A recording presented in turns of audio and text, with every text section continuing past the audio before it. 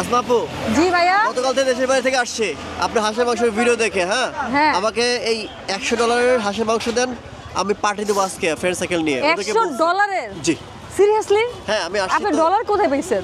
ওমা, দেশের বাইরে থেকে আসলাম না। কিন্তু আমাদের এখানে তো ভাইয়া মানি এক্সচেঞ্জের জায়গা নেই, মানে আমরা এখানে ডলার রাখি না, বাংলা টাকা আপনি রাখি। এই কথা বলেন না।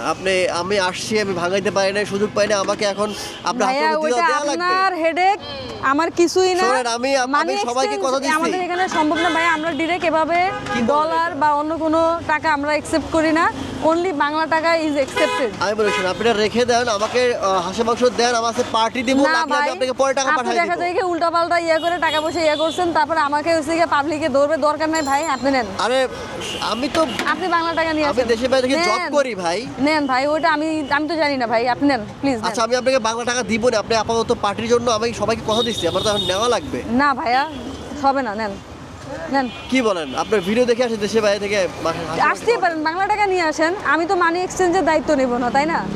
আপনি নেন।